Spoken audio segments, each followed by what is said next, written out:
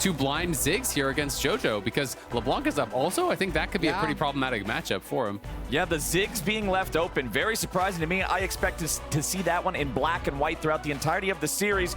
But Team Liquid, they probably don't expect the Ziggs to be given over to EG. They don't think they're going to put priority on that. So instead of locking the Ziggs in immediately, they want to go for that Trist. This pick is very powerful in combination with the Ziggs or without it. It can enable a lot of different comps to come online because of the flexibility between AD carry and mid positions.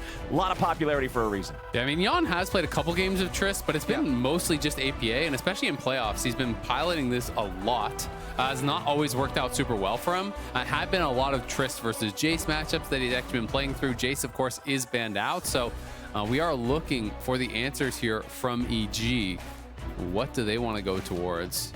Yeah, nothing given away yet. The Sejuani is a very generic pick. It does speak to maybe having a higher preference on melees and solo lanes, but it really doesn't give away much yet, especially with Maokai still being up. I think Rakan makes a lot of sense. I think Rakan makes a lot of sense. I think Maokai would make a lot of sense for Pyosik, although Pyosik did play Maokai the last time they played EG in week 6, died 10 times and they lost. So there might be a little scar tissue there about picking Maokai. I mean, Rakan is the most played for both these supports, right? I do think it's a good denial from Core, and I think it's such a strong pairing, you know, with the Sejuani. It's giving you that guaranteed point-and-click engage. We've seen a lot of teams actually really struggle when they are not having that guaranteed hard engage throughout playoffs. Pokemon's become much more powerful, and with Kaisa getting locked in, it's going to be Rell alongside it. So Tristana and Kaisa, the 2 DPS, it's going to be Kaisa down towards bot, almost guaranteed for Yeon, AP Kaisa, AD damage, you know, from the Tristana. And now we have to see, do they actually match some roles here and grab, you know, an AD carry, or are they going to go towards mid lane? You know, there's more options on the table here for EG. But the Ahri for Jojo has been so strong and so problematic for a lot of teams, so I think it makes sense. Yep, and that Rell still having the power of being a flex pick as well, since we don't have a support or jungler also locked in on Team Liquid's first 3, so they'll have a little bit of extra strength through that as we enter into the second half of the bans. Now I think you just start focusing some AD carry bans potentially here on the side of TL. You know, ban out some of the high prio physical damage dealers down in the bot lane. Xayah has already been banned out, so you can ban out something like Aphelios, you could even ban out Varus, and then you're pushing him pretty far down that table. Unforgiven has no Jinx games played. You know, beyond those couple picks, it's just the one Draven, one Lucian. So I do think forcing some of those physical damage bans out makes a lot of sense. If there's something you're concerned about from Revenge that's physical damage, I think you could ban that as well. But EG's comp is crying out for physical damage. Right now, it's just like all magic and it's all CC, so Merc Treads are going to be aplenty on the TL side. Yeah, I mean, they've really taken Unforgiven's champion pool and thrown it into the ban table. 10 Xayah games, 8 Aphelios games, 4 Kaisa games. His next most played is Varus at 2. So they've basically taken the 80 carries he's played in 80% of the split and banned them or picked them away. So I think you'll go Varus if they don't ban it. I think you could ban Varus as well, honestly. I feel like, I mean, then you can go towards Jinx. Like, there is stuff like Zeri, there's stuff like that, but Zeri also has a fair bit of magic damage mixed in. A guy that plays 8 Aphelios, 0 Jinx, though, has such a strong preference towards the utility of Aphelios and doesn't necessarily love just standing back and hitting with Jinx. I'd love a Varus ban here.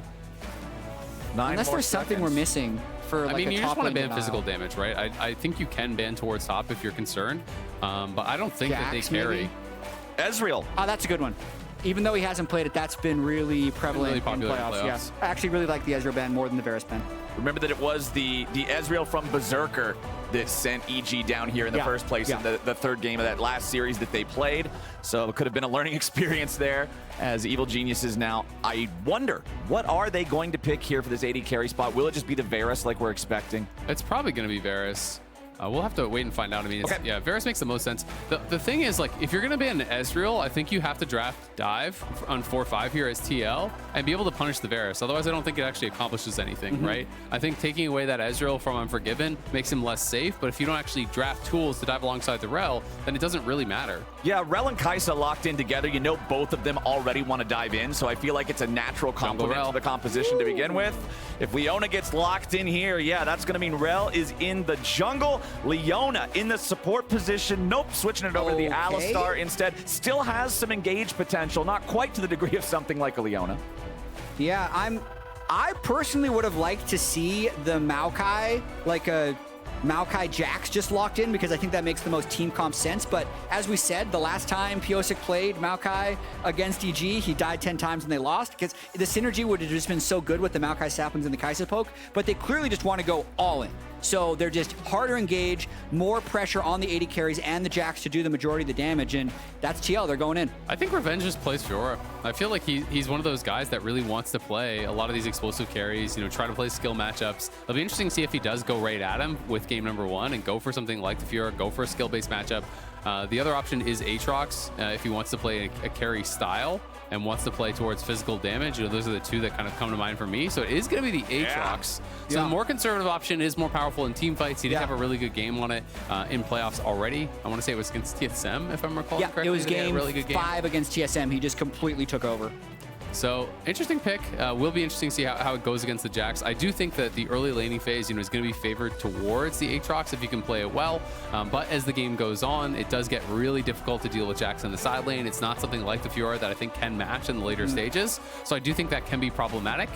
We've seen, you know, TL go more heavily towards split push, I feel like, in playoffs. Yeah. In their first series where they lost, the one game they won was Jax for Summit. And when you look against them, against 100 Thieves, it was a lot about split push. And it was a lot about 100 Thieves' inability to actually answer side lanes effectively and punish Summit in those side lanes. Because he was going for all these aggressive split push picks. And 100 Thieves wasn't drafting anything.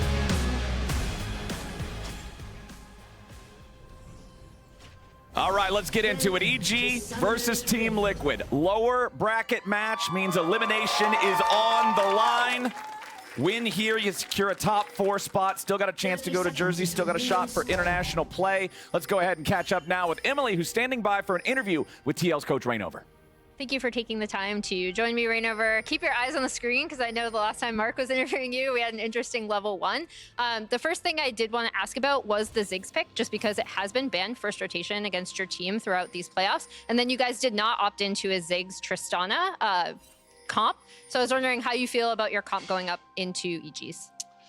I mean, we're still in the series. So I don't want to say like too much information, and which can change. But we were considering Ziggs, but it's just like this was our first game prep, so we just go for it. And then if it doesn't work, maybe something changed next time. Yeah.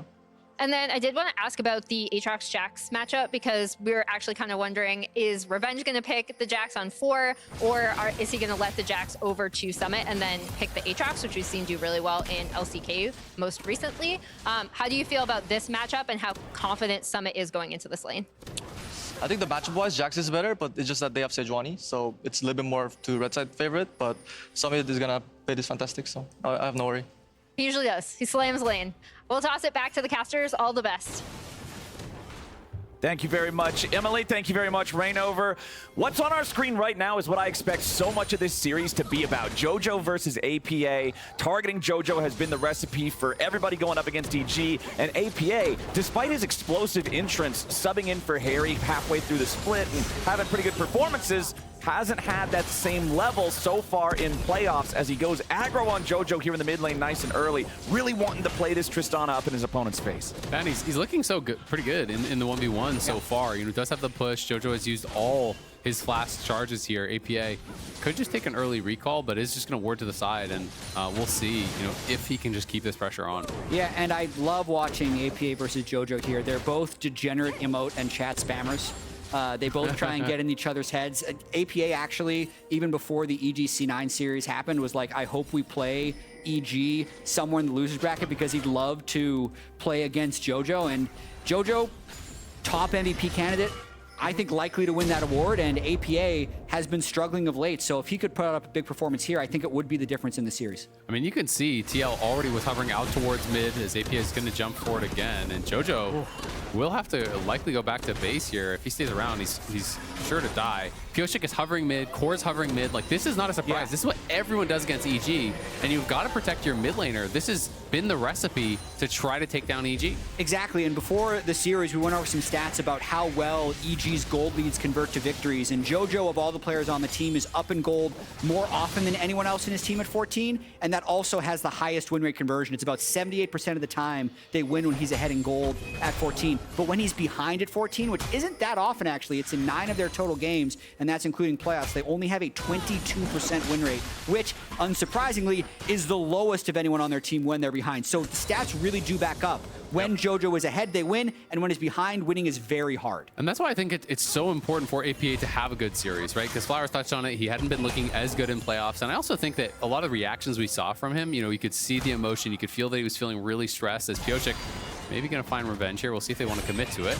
Yeah, Crashdown's going to hit him. Follows it up with a little bit more damage. Yeah, exactly. Summit's still tending to the waves, so Pyosik's just trading his health for a little bit of revenge is here to help Summit out a little bit as the lane moves forward. Yeah, the wave is pretty awkward. It will eventually push back towards revenge if he wants to be patient, but the wave really sucks, and now he's going to have to take a bad base. He will have to early flash. Wow. Funny thing about TL as well, Summit is most likely to be ahead at gold in 14 of everyone on his team, and it doesn't really seem to matter. They win 55% of the games when he's ahead and 50% of the games when he's behind. Which is exactly what I was talking about at the end of draft. Team Liquid has not done an excellent job at translating those leads into wins. They haven't played around the leads that he has well enough to be able to snowball it into something more. So if he is going to be doing things like slamming the blind jacks in draft, challenging his opponent to be able to deal with it. Oh, someone could be in trouble here. Let's see. Sheiden waiting in the brush, forcing the flash back out of Summit. Now both top laners without that summoner spell. Summit just walked right back up into it. That's a play you're only going to get out of Summit, man. If Summit actually got autoed there, if Revenge didn't Q and he autoed him instead, the Sejuani passive was still on. That could have been a Sejuani. Back in mid lane, Jojo having a flash as Core, APA, and Pyosik work together for a 3-man play, getting that summoner spell. APA now flashing in retreat as Eyla went for the grand entrance. So now, both top laners no flash, both mid laners no flash. There's a lot of opportunity for follow-up ganks everywhere on the top part of the map. Yeah, good flash in there from Eyla to make it an even trade. Pyosik is still here, though. Pyosik coming right back in to stop Sheiden. Ayla's also showing up. CoreJJ showing up. Sheiden having a flash away himself now as the headbutt would have been followed up by the pulverize from CoreJJ. Everybody's being forced to flash. I think these teams agree with us. Mid lane really important. They really want to make sure that mid lane is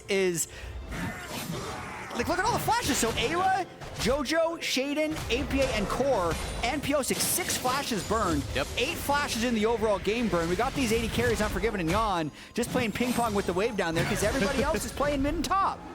Yeah, it is just all about, you know, shutting down JoJo, and that is why, you know, EG has to come into the gameplay and actually protect him. You know, I think you have to kind of almost just drop the ego as some of the other laners on EG and just realize that this is what everyone sees as the way to beating EG, so you need your teammates to be protecting him, right? That is the way I think that EG should be playing this series out and should be playing to win. It should not be about trying to dominate side lanes. It should be about protecting and enabling JoJo, who has been a much more consistent carry than APA, just point blank, right? You know, this is a guy who is, you know, first team All-Pro, who's very likely going to be winning MVP from all the chatter. So it is the player worth playing around.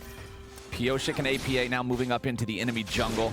Throwing down that control ward in the brush on the approach to the red buff, just in case Sheiden's going to path around that direction. But it looks like nobody from EG will be here to respond to this, so Pyosik will steal away that red. Still not level 6 here on the Rell just yet. Both junglers still sitting at 5. All of our solo laners do have ultis available. Of course, for Jojo and APA, it is going to make them that much more difficult to gank since both of those can function as disengaged mechanisms. Pyosik coming around from the side. APA rocket jumping right back in towards Jojo, who is now forced to use that Spirit Rush I was just talking about to escape yet another gank from Team Liquid. Pyosik has basically spent his entire early game all around mid, you know, looking for these probes, looking for these invades around mid lane, always trying to be there. And Sheiden now making a return towards top. Summit has no flash, so if they can actually connect with the Sejuani ultimate, it is potential for a kill, because he also has no ward, so there's no ward to actually jump to.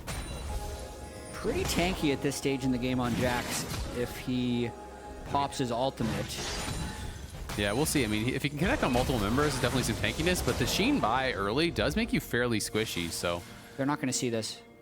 Oh, immediately, Pyosik ready to go now as he pops the Magnet Storm. The 2v2 starts off with Revenge getting focused down as the Q2 allows him to kite back, and the Q3 is only going to find Summit. Evil Genius is trying to turn the fight around here a little bit as the Jax is down to 200 HP. Sheiden continues the chase as Revenge turns the aggro back over towards Pyosik. It'll be EG leaving the fight with greater health bars, with greater control over this topside river, and with JoJo's rotation, they're going to start up the Herald. Yeah, so quick to try and turn this into an objective. As soon as that fight started to go in EG's favor, JoJo moved up river, and also Eyla left bottom lane, so they have a massive numbers advantage to take down this Herald. I think that's a pretty big win for EG overall. Yeah, you can see pings on towards the Dragon from TL. Pyosik's heading out from base to try to head down there. But with Unforgiven just having base and heading back down towards bot, there is potential that they could actually contest. Ayla right now just hovering behind Jojo here, knowing that Core is missing, Pyosik is missing. They could be looking for that play, but it was nearly a first kill in the game. You know, Summit was just narrowly able to actually avoid the Q3 from Revenge with his Leap Strike. Otherwise, I think they potentially could have finished him off. Yeah, and it does look like it's going to be a straight-up objective trade, especially since Sheiden's decided to steal blue buff. But that fight is a little strange to me. Summit and Pyosik went in with so much confidence, and then never really seemed close to being able to kill Revenge or Sheiden. So it doesn't seem like they have been in that many Aatrox versus Sejuani skirmishes lately, or they just haven't played that much Rell jungle. Like, to me, that just screams not familiarity in that specific 2v2 because they went in with so much confidence and were so far away from getting a kill. I think because they chunked Revenge down early, you know, maybe that built them some confidence, but it is really hard, I think, to beat, you know, Aatrox Sejuani, these melee pairings on the top side in a 2v2. Maybe with double ult, they thought they could get enough burst down to really kind of focus through Revenge, but at the end of the day, you know, it was Sheiden and Revenge coming out on top. And it's even what we heard when Emily talked to Rainover, mentioning, hey, I think Jax wins in the 1v1, but Sejuani just can make that different edge come out as APA gets hit with the charm. Follow-up from Ayla there for the grand entrance, knocks the Team Liquid mid laner up to about half HP. And Evil Geniuses will walk away with this one. Jojo running a little bit low on mana, so it's not like he's going to be able to immediately try to threaten the rest of the health bar of the TL mid. Back up top side, Sheiden looking for another play up here. If they can get Summit to go in a little bit further, there's the Q2, that one missed. Once Q3 goes down, Revenge is just baiting him in. There it is. Over the wall comes the Glacial Prison, and Summit's got to try to get away. The flash to try to escape, but the follow-up from Sheiden means Summit is about to fall, but he escapes!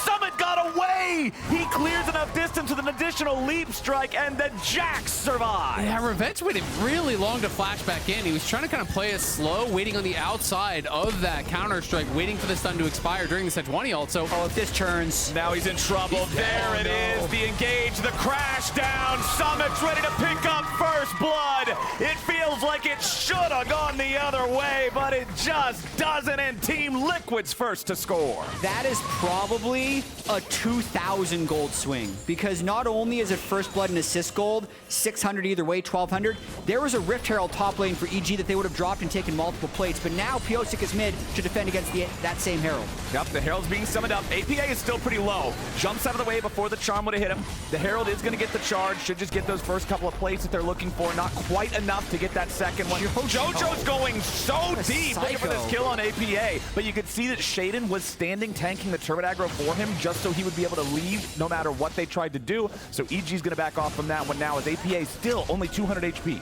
Yeah, I think Jojo really wanted to get the flash off APA because he forced out the rocket jump earlier and he was chunked out. So I think he's thinking I can go in, get a little bit aggressive here, force out that flash from APA. But up on that top side, Summit was also able to grab a plate. So things went really poorly for Revenge. And I'd love to see the replay of that extended play one more time. You know, Revenge and Sheiden going in, it felt that they should have had the kill on Summit for sure. I think Revenge really mispositioned, waiting for that Counter-Strike to end. He was staying up above him when you can walk down below him during this time. So to me, you know, what he's trying to do is when the ult hits from Sejuani, he's trying to retreat out and not get hit by the Counter-Strike stun. But you need to walk down, not up. You need to be below Summit because that's the only way that Summit can actually retreat. If Revenge was down below him on that initial play, I think it's pretty much a guaranteed kill. But also, he just misplaced his Q1 while he still had flash, and then also, after he flashed for his Q2, Summit was out of range. So that, I think you play that gank out 10 times, that's a kill like 9.5. Yeah, but I mean, that is the difference between these guys. You know, it's these small things that Summit is just outplaying him on. It's been drafting, you know, from EG to focus on top lane with this Sejuani Aatrox. They're putting a lot of resources up there. And at the end of the day, Summit not only gets away from what should have been a kill, he TPs right back, gets a free kill, then takes the turret plate. So you put all your resources up towards top for Revenge to try to get him ahead, and he's behind.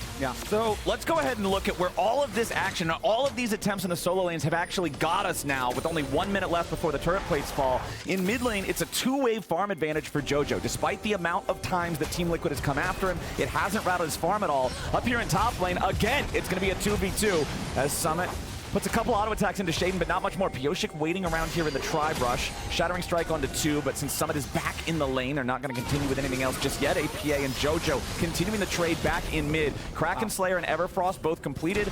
Jojo has so much lockdown now with that. It's so easy to hit these charms. Yeah, and I gotta say, this has been an incredibly active first 14 minutes for only having 1 kill. Yeah. And to update where all the action has actually left us, Jojo is pretty substantially ahead. Not only is it that 25 CS, he got the Herald drop, so he's about 1,000 gold up to APA. So when we talk about what happens to EG when Jojo is ahead at 14 minutes, which is what's happening right now, they win 78% of their games compared to 22% of the games when he is behind. So even though the top lane didn't go well and Revenge is down 900 gold, Jojo's in a good spot, Unforgiven's not behind, so EG is kind of fine. You also compare to that, TL in the regular season was up an average of 2,200 gold at 14 minutes, the highest in the league, and still was that only good enough for, I believe, the 4th seed in the regular season. So the fact that they're neutral in the early game and EG is ahead, probably advantage EG. And here comes Jojo with that lead. There's that lockdown, the Everfrost into the charm. The combo is so damn strong. Revenge still trying to catch up to Summit, but again, he won't find him.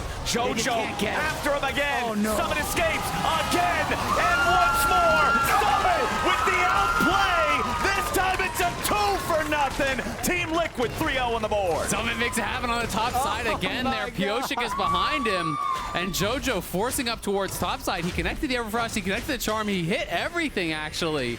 And, you know, it's going to look silly and people are going to criticize for him just running into the tower at the end there, but APA was behind him. There was no way out. He had no ult charges unless he can get a kill for a reset. But they just don't have the damage to get it done, and EG has put so much emphasis into getting Revenge ahead. It just hasn't worked. The Q3 barely misses there. The Everfrost connects, the Charm connects, both sides of the Q connect. Jojo can't hit any more than that, but they just don't have the damage. All right, another fight for a Herald. This time it's the second one around. Still not dead just yet, but it's stolen away by Jojo. They left the eye exposed to the auto attack of the enemy mid laner, so EG gets to pick that one up. Sheiden jumping in here. Not going to find an engage. Does not want to just try to drop the ulti on the Jax. Evil Geniuses will be happy to steal away the objective. Yeah, because TL is definitely playing with a big advantage here. Summit is kind of taking over this game. The amount of 1v1 and 2v2 skirmishes that he has narrowly outplayed, he is the gold leader, is out of control. He's not even the gold leader on his team, actually. Yeon was able to take a solo turret while all this was happening, so he's strong. Here comes the fight at Dragon. Another fight, this time on the other side of the map. Remember that first Drake did go the way of TL. It was the objective trade for the first Herald. Jojo Charm not going to find anybody. Summit approaching from the side. Sheiden below half HP. Yeon firing off the Void Seeker, but it ain't going to hit him. Team Liquid still with almost entirely full health bars. The Sejuani very low here on the side of EG. Considering that's your jungler, that's the guy you would need to contest the objective. They're just going to back away from this one. Team Liquid maintains control. They're going to secure this objective for themselves. But the one thing I was going to mention before that fight popped off is top lane. One of the reasons why Summit is not at the very top of the gold chart, despite the fact that he's got 2 kills, despite the fact that he's out farming his opponent, the farm overall in top is much lower than the other 2 lanes this game. Significantly. 171 on Kaisa, 119 on Jax. And they got bot tower, right? But the top lane is a 1,600 gold lead, and it's 1.9k. right now between the two teams, right? So that is a massive part of that advantage. And we saw Summit easily force the ult out of Revenge. Revenge has to retreat. Jojo has to use his ult. Then all of a sudden, no solo laners with ults. And I think this is a really tough comp to actually play with for EG from behind. And I think they're in a lot of trouble. No one's going to be able to answer Summit in the side lane ever in this game.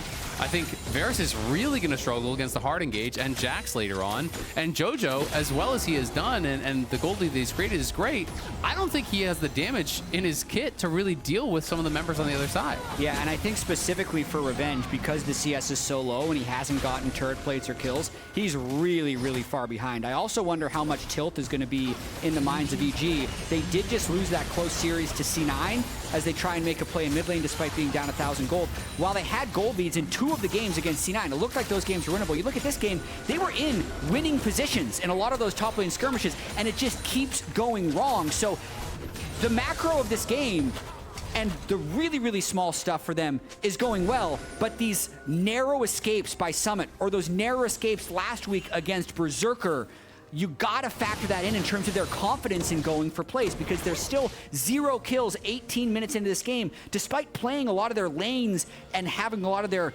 positions before fights be pretty good. Sheiden coming up top. APA knows he's got his own jungler here in the brush. That's what he's playing around. If Jojo goes after him, he's got the Rell ready and waiting. Ayla's going to make this a 3v2, unless Team Liquid has already brought in additional reinforcements. Nope, just Pyosik. Charm shot out, but it doesn't hit nobody just yet. Yeon's ready to follow up here and back these guys up as CoreJJ approaches from the jungle, but no need to go any further. 4v3 favoring Team Liquid if the fight was to continue, but Revenge over down in the bottom lane. They don't know where Summit is. There's no reason for EG to take anything more. Yeah, I mean, it's gonna be a really tough, I think, game now for EG, because all you really want to do against a Jax team is 5v5. You want to try to force objectives, but I don't even know if they can win 5v5, and they definitely can't win side lane. Revenge is only richer than the supports in the game now. He's actually behind both junglers at this point. So EG are going to try to play around Jojo, see if they can create some action there, but they just lack damage. Everyone's going to be building Merc Dreads that is kind of on that front line, and that is going to be problematic. You know, Summit, Pyosik are both going to be relatively tanky. They might try something here. Here they go. All right, we're ready to go. Ayla with the entrance. They've immediately found a ton of burst on the APA who has to rocket jump out. But once again, it's a Team Liquid escape just barely. Jojo's down to about 100 himself, and he's going to get back underneath the tier 1 turret. Top laners both join up with the Unleashed TPs, but it's EG in retreat. Jojo, that critical component, is too low to continue fighting. Tier 1 turret now going to be teleported on. Team Liquid might just burst it down. They kill it before they can arrive. EG's now in a 4v4, but Team Liquid doesn't want to take any more. They no longer have the Alistar ulti and core is low, so they're going to back it away because APA is free firing on mid in the meantime. The Void Seeker fired out just to stop any TPs that might have been happening, any recalls, excuse me. And Team Liquid now back up to, again, over a 2,000 gold. And back goes to worse because the Herald expired as Jojo was recalling there. They were trying to go for an aggressive play to drop Herald topside, so it expires when he's getting sent back to base. And this is just before that play. Yeon cleanse used on the Varus ultimate there. Both of these AD carries moving up towards topside, and they look for the hard engage here in onto APA. But again, as I said, they're really lacking damage. Jojo is not going to be able to 100-0 these guys from this position, and even with the Q over the wall from Unforgiven, it's just not enough. I liked the Unforgiven ult on Yeon at first, until it cost them a kill on APA, because he was in range to follow up specifically on Ayla's engage, unable to do it, and APA gets away. If there is a way for EG back in this game, I do think it's fights exactly like that, where they can kill APA first. He's got no flash, he's been shaky in some of his Tristana team fights lately, and that's going to be their window. But TL is just taking more and more control. They played a very clean game thus far. 20 minutes in, Summit, no ISO deaths. And not meaning that in any sense of flame, but he had 31 isolated deaths this split, the most of anyone in the LCS by at least 6. It's double the amount of anyone else in this game. But if he can play cleanly after having these early games, TL is going to be a very hard team to beat. I just don't think there's any combination of 2 players on the map that can kill him right now. So I don't think he really has to worry. Like, you can play pretty aggressively as long as you're coordinating with your team and TL are pushing elsewhere on the map, you know, doing something. I think EG have to send 3 to try to kill Summit at this point, because they're just not going to have any damage coming out from Revenge. We're going to see if they can catch Core. CoreJJ with a pulverize, trying to stay alive, but now Summit's ready to drop the counter strike, and he finds a stun under 3 Magnets. Well, ready to follow it up. The Rell has locked everybody down, and Team Liquid is mowing them over. Yeon's to the back line, a triple kill over to Summit. They want to follow up on the last 2, and Yeon's got the Void Seeker. EG crumble, and Team Liquid's looking at Baron. That blows the game wide open. Summit is grouped. EG is impatient. They want to make something happen. They're not just willing to let this Dragon Soul bleed them out, so they charm Core and they go for it. And even though they kill the support, who cares? Look at all the damage the Team Liquid has left. Pyosik has a massive engage. Summit is so incredibly tanky, he barely takes damage in there. And Yeon and APA get to free hit. An absolutely ideal team fight for Team Liquid. Yeah, there's just so much dive in onto Unforgiven. When you're playing these on-hit Varus builds and lethal tempo Varus, you need a lot of time to be able to actually stand and fire to get that damage out. And he's not being given any. Someone is always going to be running for him in these fights, putting the pressure on Unforgiven, because he's the only one that can kill him. Team Liquid is making good on that Ezreal ban back in draft, right? It's what we talked about. If you're going to ban it away, you need the dive to kill Varus, and surely enough they do. Sheiden leading the charge here for EG as CoreJJ doesn't have his ulti back in time. He's going to be killed, but he's traded back for revenge. It's a double kill for Pyosik as the enemy jungler falls. Unforgiven and Jojo trying to get out as Ayla's right next to him, but he has to bail. Unforgiven is done. Summit is dominating. dominating, and JoJo's the last man breathing on Evil Geniuses. They're going to get a lot off of this. It's only the 22-minute mark that could keep EG in this game because their death timers are so short, because that was another complete wipe by Team Liquid. Yes, EG is getting core. Congrats, you get a participation trophy, but they're losing every fight after bursting the Alistar. And it's going to be Soul Point now here for TL. They'll grab their third dragon, so one off of that Soul. They're 8k ahead. They have that Baron buff to clear even more turrets off the map. And Summit is just getting stronger and stronger and stronger. He already has the Shojin. He's building towards this Zonia that he really loves to be able to join these team fights. And when you have this much CDR, it just becomes so unplayable for EG. You know, the Jax is just going to have almost no cooldown on the Leap Strike. What do you think about the Sojin second? I think it's really pretty strong. ambitious. I mean, he's playing really far from ahead. If you want to go straight for team fights, you can go towards Sterix or whatever, right? There's no way that flash was on purpose there from JoJo. Right? I hope not. I Otherwise, EG's got some bigger problems. Yeah, I was going to say that. I struggle to find a reason that it would be, but that is a big thing to just randomly lose your flash like that. Yeah. So let's see what that was. No, okay. I mean, that's a misclick for sure. Yeah, that was a misclick, but hey, I bet you he's it. trying to actually time flash and didn't hit enter fast enough, because I've done that before where it's like you're trying to quickly type. Yeah. Okay. My guess is it's something like that. Oh, I wonder if that was like a banter flash. It could be. Yeah.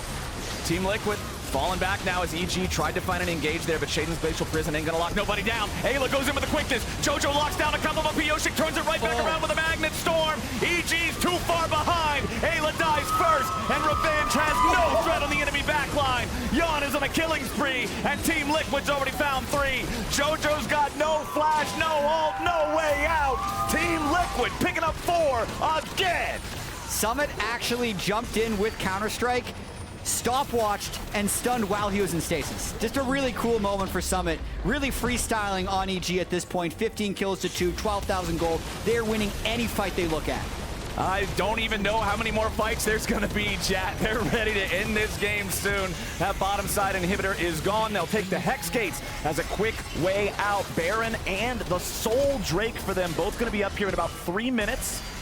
And they are just heading all the way back to base. They got plenty of money to spend. Evil Geniuses needs a miracle to bring this game back. I think they're going to need about 10 miracles at this point. I mean, this one is looking super over. Honestly, I just think compositionally, TL, when they get ahead with this comp, there's not really much going on for EG. You have, you know, a pretty low damage draft if you fall behind, and the Jax answers it really, really well. And this is now another series here, like we had against 100 Thieves, where there's not really a side lane answer for Summit. And if you can't punish him, if you can't actually prey on his kind of habits where he goes really aggressive and does rack up all those ice to this, well, then he doesn't really have a lot of weaknesses because he's incredible in the lanes. He does team fight well, and it does feel like TL is starting to coordinate a little bit better in these 5v5s and in these mid games. And especially in a best-of-5 scenario where each game is going to inform the decisions of the draft in the next one. If you're Team Liquid, you don't care at all about Revenge's Aatrox after this game. You are not threatened by that whatsoever. Just wasn't able to find any response to the Jax through it with this one. Well, and I mean, it's tough, right? Because you have to come out of this, and if your game plan was to match carry for carry, you know, for Revenge, does the team have confidence in Yeon getting caught. Hold on now. Glacial Prison locks him down, nearly kills him. Magnet Storm ready to lock down the rest of EG as they try to go in. Team Liquid AD carry's finally going to fall, but he's already been traded a 1-for-1 as Unforgiven is under pressure and Revenge can't get himself away. Core survives this time as Summit is still looking to keep the play going. Counter-strike right in the face. A double kill back over to Summit. He wants to make it a triple. He steps into the charm and JoJo locks him down underneath the turret. They still don't have the damage to finish the job as JoJo and Ayla will try to defend, but APA's ready to wreck some turrets. Team Liquid now looking for the last 2 kills. They'll juggle them around like the sideshow of the circus. They'll send them back to the fountain in a body bag, and they'll take game 1 in 27 minutes. Great start to the series by Team Liquid. They got knocked down to the losers bracket, found their way to this game by beating 100 Thieves, and one of the big questions was, is their clean mid game against 100 Thieves more of a factor of an inactive opponent or improvement that Team Liquid has made? And so far through this game, it does look like they have improved. Their strong early game transition